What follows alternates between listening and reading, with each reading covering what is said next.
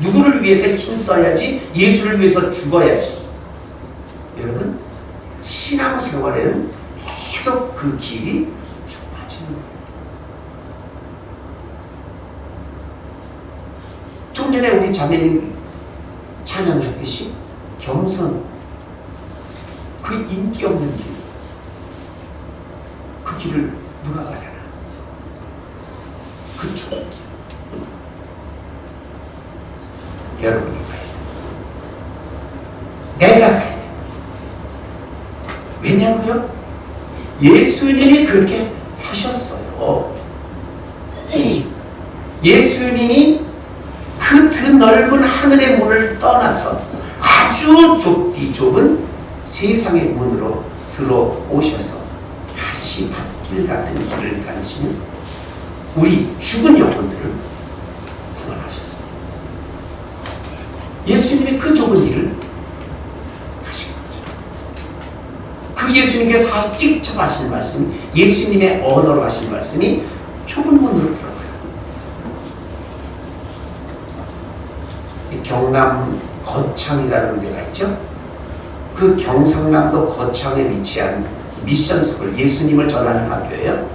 그 미션스쿨인데 거창 고등학교 이 직업선택 10계명이라는 게 있다 그래요. 그 교장 선생님이 아주 진실한 크리스찬이었는데 지금 돌아가셨고, 그 크리스찬 되시는 그 교장 선생님의 부인하신 후에 그 거창 고등학교에 그 직업 선택 10계명을 이렇게 학생들에게 줬는데 상당히 도전적이었어요. 그 10가지 중에 한 5가지만 발췌해서 여러분에게 지금 말씀드리면 이렇다는 거예요. 월급이 적은 곳과 많은 곳 중에 너가 갈 곳은 월급이 적은 곳을 택해라. 또 직업이 내가 가고 싶은 곳이 있고 너를 원하는 곳이 있다면 네가 가고 싶은 곳보다 너를 원하는 곳으로 가라. 승진의 기회가 어느 회사에서는 굉장히 많고 어느 회사는 승진 기회가 아주 없는데 둘 중에 하나를 택하라면 승진되기 어려운 곳으로 가라. 사회적 존경이 많이 있는 곳이 있고 사회적 존경이 별로 없는 곳이 있다면 사회적 존경이 없는 곳으로 가라. 왕관이 아니라 사형대가 기다리는 곳으로 가라. 여러분, 이 5가지를 딱 한마디로 줄인다면 뭐죠? 십자가, 좁은 문으로 가라. 내 자식을 거기로 내가 보낼까? 내 아들, 내 딸이라면 정말 그 거창 고등학교에 10계명, 취업 10계명 같은 그렇게 가라. 나도 가기 싫을 것 같아. 그러나 누가 가려나 했던 오늘 올람 프리제의 찬양에 가서 거기에 진정 거기에 인생의 참된 기쁨과 보람, 그 좁은 문 안에 나름의 생명이 있기 때문에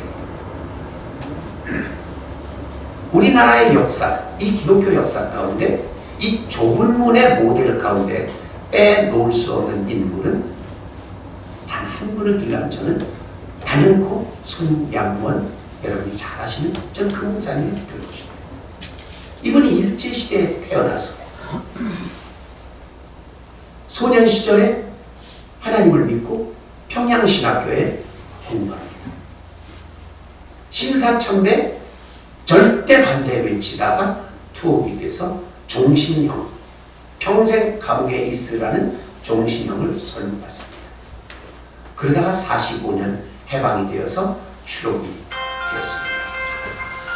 추록을 한 후에 1년 만에 이 추록을 한 후에 그 나환자, 문동병 환자들이 전문인 그 교배에서 그 환자들의 고름을 빨아주는 그런 일을 하시면서 목회를 하다가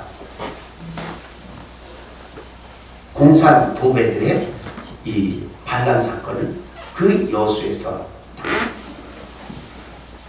목사의 두 아들이 가 있는 고등학교에 공산당들이 쳐들어와서 여기 예수 믿는 놈 나와 해서 두 아들이 즉각 총살을 그 폭도들에게 당합니다. 근데 그 과정에서 그 큰아들 손양물 목사님의 큰아들이 이런 찬송을 불렀다 그래요. 하늘 가는 밝은 길이 내 앞에 있으니, 하늘 가는 밝은 길이 내 앞에 있으니, 이 찬송을 부르면 총을 맞고 죽습니다. 또 둘째 아들이 같은 자리에서 죽게 되는데요, 그 둘째 아들은 총을 맞아 죽기 전에 잠깐 내가 기도하겠다 하면서 드린 기도는 그거였다 그래요. 아버지여, 저들의 죄를 용서해 주십시오. 이 공산 도배들이 자기들이 하는 일이 뭔지 몰라서 지금 저에게 총을 겨누고 있습니다. 그렇게 기도를 마치고 총에 맞아 죽었습니다. 이 죽음 자체도 어마어마한 아픔이지만 이 두 아들을 잃고 한꺼번에 잃고 슬픔으로 울부짖은 그 목사님, 하나님을 원망했대요.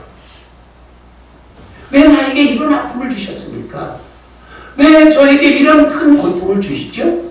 하나님께 따져 묻는 그 목사님에게 주신 말씀은, 하나님이 제가 바로 지난주 설교 말씀하는 바로 그거예요. 원수를 사랑하라. 이 원수를 사랑하라는 이 한마디 말씀을 듣고 순간 이 비통한 마음에 천국이 찾아왔더라는 거죠. 그 두 아들을 장례시키는 그 장례식장에서 목사님은 조문객들에게 자기가 정리된 10가지 기도 제목을 그분들에게 담례를 했는데요. 그 10가지 중에 이 5가지만 제가 발췌를 하면 이런 내용이 있다 그래요. 하나님 감사합니다. 나 같은 죄인의 혈통에서 순교의 자식들이 나오게 하셨으니 감사합니다. 둘째로, 3남 3녀를 하나님이 저에게 주셨는데 가장 소중하고 아름다운 두 아들, 첫째와 둘째 아들을 바치게 된 나의 축복을 감사합니다. 셋째, 예수님을 믿다가 그저 편안히 누워서 죽는 것도 큰 복일 텐데 하물며 전도를 하다가 총살로 순교를 당했으니 하나님 감사합니다. 넷째, 미국에 유학 가려고 준비하던 내 아들이 미국보다 더 좋은 천국에 갔으니 제 마음이 안심되어 감사합니다.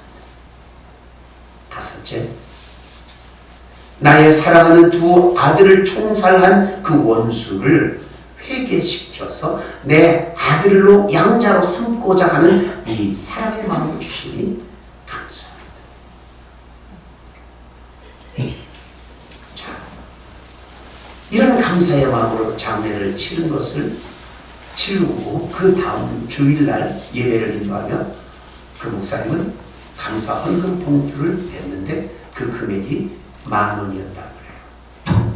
그 당시 돈 10,000원은 그 손 목사님이 매달 받는 사례금이 80원이었다는데 12년 5개월 동안의 사례금의 액수였다고 합니다. 10,000원, 현금 10,000원을 봉투에 넣어서 드리면서 거기에다 적힌 문구가 두 아들의 순교를 감사하며 10,000원 손양원. 그렇게 장례식과 예배를 마친 후 이제 자기 아들을 죽인 두 학생, 자기 아들을 죽인 그 학생을, 그 공산 도배를 아들로 입양하기로 말도 안 되는 결심을 했습니다. 얼마 후 그 범인 안재선이라고 하는 사람인데요. 안재선이라는 이 범인이 경찰에 체포가 되어 재판 끝에 사형 선고를 받았습니다. 이 사형 선고를 받고 감옥에 있는 그 사람을 이 목사님께서 양자로 영입하겠다고 경찰서에 여러 번 가서 탄원하고 또 탄원하고 안 되니까 이제 그 안재선이라는 이름이 자기 호적에 입적시켜 놓고 그 호적 등본을 떼다가 이거 보시오. 내가 아들 삼았습니다. 풀어놔 주시오. 제가 같이 데리고 살면서 인간을 만들겠습니다. 그랬다는 거예요. 그만 관공서에서도 그 사형수를 이렇게까지 한다는 사람이 그 장본인이 있으니 풀어줍시다 해서 풀어줘서 그 아들을 데리고 입양한 아들을 데리고 사는 과정에 2년 후에 1950년에 6.25 동랑이 터지고 한국군이 밀리고 거기까지 온 공산당에 끌려가서 목사님은 피난을 가지 않고 교회를 지키는 과정에서 끌려가서 감옥 속에서 거기서 즉결심판 총살을 당합니다. 제가 그 책을 봤는데요. 그 이 두개골에 이 총상이 뻥 뚫린 그 시신이 그 사모님 앞에 손양순 그 정양순이라는 그 사모님 앞에 당도했는데 그 사모님이 자기 남편의 시신이 이렇게 오는 것을 보면서 첫 마디가 그랬대요. 당신 소원을 이루셨군요. 그렇게 주님을 위해서 두 아들을 바치고 자신도 그렇게 되기를 그렇게 소망하더니 당신 소원을 이루셨군요. 여러분, 사실 이런 이야기는 아주 극단적인 예화예요. 이런 이야기가 평범할 수는 없습니다. 우리들에게는 엄두가 안 나는 얘기고 현실감도 떨어지는 이야기입니다. 그러나 이 설교 시간에 이 성찬식의 상 앞에 두고 우리가 이렇게 들어야 할 이유가 뭡니까?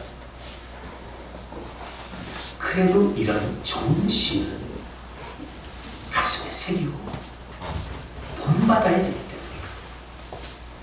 요즘 신앙인들이 너무나 쉽게 살려고 해요. 그저 예수를 믿었으니 이제는 넓은 길, 넓은 문을 너무나 선호합니다. 그러나 오늘 말씀하셨잖아요. 예수님께서 멸망으로 인도하는 문은 크고 그 길이 넓어 그리로 들어가는 자가 많다. 많은 사람은 그 길을 가게 내버려두고 너희들은 좁은 길을 가.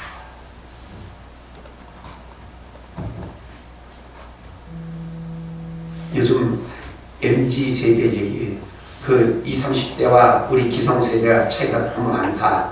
그러면서 이 요새 MZ세대 아이들은 무슨 남을 위해서 봉사한다거나 헌신한다거나 뭐 이런 것에 대해서 그것을 봉사나 헌신의 개념이 아닌 이익이 아니라 손해보는 걸로만 따진다고 한다는데 여러분 그 MZ의 얘기예요?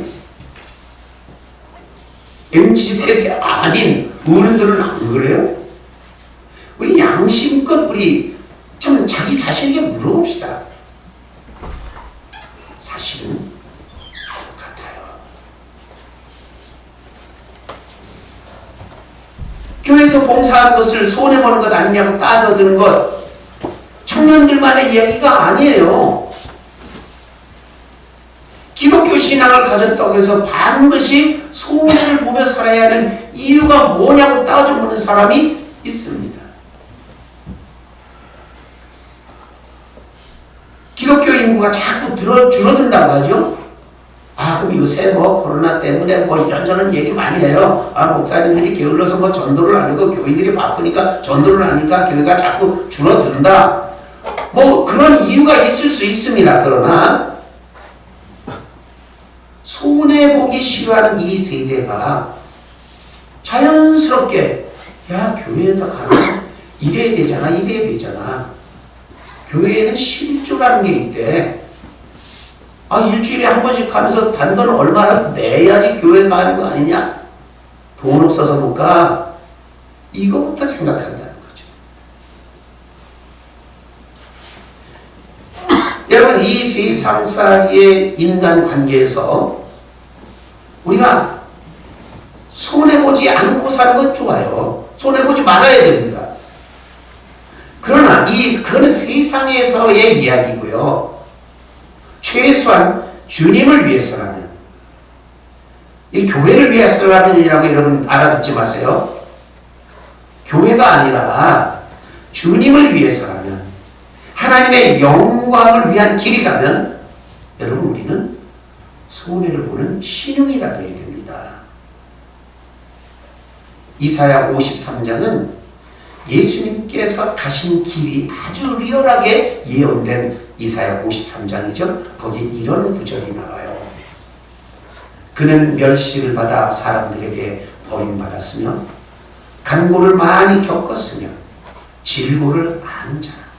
마치 사람들이 그에게서 얼굴을 가린 것 같이 멸시를 당하였고 우리도 그를 귀히 여기지 아니하였도다.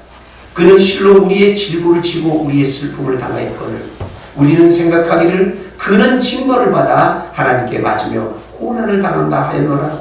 그가 찔림은 우리의 허물 때문이요 그가 상함은 우리의 죄악 때문이라. 그가 징계를 받음으로 우리는 평화를 누리고 그가 채찍에 맞음으로 우리는 나음을 받았다. 예수님이 우리에게 좁은 문 좁은 길을 가라고 하는 이유가 바로 이것입니다. 지난주 월요일날 우리 두 분 장로님과 제가 당회 수련회를 다녀왔습니다. 이 수련회에는 두 가지 목적이 있어요. 첫째 목적이 좀 쉬는 거예요. 현장을 떠나서 좀 분위기를 바꾸는 그런 의미도 있지만, 또 하나는 그 현장을 떠나서 뭔가 새로운 감각으로 주님이 우리에게 주시는 뭔가를 하나 얻어오는 것이 수련회의 의미가 있는 거죠. 그 두 가지 목적을 다 이루었는데요. 우리 당회에서 우리 서장로님이 운전하는 드라이브 그 차를 몰고 저 서해안 해변가에 가서 맛있는 것도 한 그릇씩 먹었어요. 근데 거기에 갈메못이라고 하는 그 해변에 이 프랑스에서 스페인에서 출발한 그 스페인에서 출발한 이 천주교 신부들이 그쪽에 닿아서 전도를 하면서 신부 3사람, 그 전도를 받은 3사람, 이 6명이 그 해변에서, 우리가 갔던 해변에서 목배임을 당한 그 현장이었습니다. 거기에는 그 끔찍한 사진과 그림들이 이렇게 넓이하게 있었는데요. 그 어느 한 곳에 이렇게 적혀 있었습니다. 예수님을 가진 자가 모든 것을 가진 자. 그럼 예수님은 어떤 예수예요? 바로 우리를 위해서 그 좁은 문, 좁은 길을 가신 그 예수님을 우리가 가졌을 때 모든 것을 가진 자라는 거죠. 여러분, 그럼 우리는 예수님을 어느 만큼 가지고 살면서 자, 나는 기독교인입니다, 그렇게 살고 있습니까? 여러분, 좀 부끄러워요. 저는 신약성경 히브리서 11장을 믿음장이라고 하는데요. 그 히브리서 11장 그 믿음장에는 믿음이라고 하는 것이 뭐냐, 모름지기 이러이러한 것이다 라고 강조한 그 부분에 이런 말씀들이 나와요. 몇 절 읽어보겠습니다. 내가 무슨 말을 더하리요? 기드온, 바락, 삼손, 이따, 다윗 및 사무엘과 선지자들의 일을 말하려면 내게 시간이 부족하리로다. 그들은 믿음으로 좋은 부활을 얻고자 하여 심한 공훈을 받되 구차히 풀려나기를 원하지 아니하였으며, 또 어떤 이들은 조롱과 채찍질 뿐 아니라 결박과 옥에 갇히는 시련도 받았으며, 돌로 치는 것과 톱으로 겨는 것과 시험과 칼로 죽임을 당하고 양과 염소의 가죽을 입고 유리하여 궁핍과 환난과 학대를 받았으니 이런 사람은 세상이 감당하지 못하느니라. 그들이 광야와 산과 동굴과 토굴에 유리하였느니라. 이 말씀에 등장하는 이 믿음의 승리자들의 공통점은 좁은 문, 좁은 길의 사람들이었다는 것입니다. 믿음이라는 것이 이런 거죠. 그냥 믿는다, 추상적으로 믿습니다, 이것이 아니라 이렇게 길을 가는 것이라는 거예요. 근데 놀라운 것은 이런 말씀이에요. 들어보세요.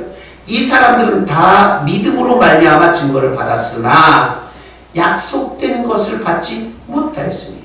자, 이렇게 좁은 길을 가는 사람에게 큰 상급을 주시겠노라는 그 약속된 것을 이렇게 큰 고생을 하고도 받지 못했다는 거예요. 이거 너무 억울한 거예요. 근데 그게 너무나 당연한 거죠. 예수를 위해서, 믿음을 위해서 이 목이 잘리고 이 목숨을 잃었는데 언제 받아 누릴 시간이 언제나 있었나요? 당연히 그런 약속은 현생에서는 못 받는 거죠. 이는 하나님이 우리를 위하여 더 좋은 것을 예비하셨습니다. 즉, 더 좋은 부활이라.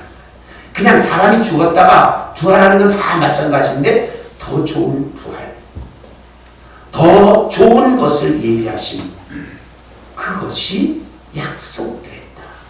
저 영원한 하나님의 나라다.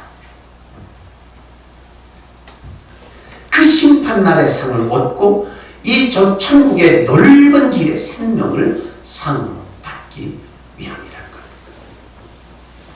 오늘은 사순절의 두 번째 주일, 예수님의 순환과 좁은 길을 가슴에 새기며 지금 손양원 목사님의 아들이 그 공산당 폭도들의 총에 맞아 피 흘리며 불렀다는 하늘 가는 밝은 길을 성찬의 찬송으로 부르시겠습니다. 주 하나님, 떡을 받았습니다.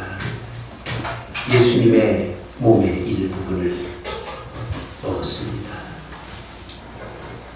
포도주 잔을 마셨습니다. 아주 작은 몇 방울의 포도주, 우리의 목구멍을 타고 우리의 체내로 흘러 우리는 주님과 하나 한 몸됨을 우리의 영혼으로 받았습니다. 우리 포도원의 모든 성도 한 몸, 한 공동체로서 함께 예수님께서 걸어가신 그 좁은 물, 좁은 길, 올곧게 걷게 하여 주옵시고 저 영원한 나라의 하나님 나라에서의 그 놀라우신 주님의 환영을 소망하며 설계하여 주옵소서. 예수님 이름으로 기도드리옵나이다. 아멘.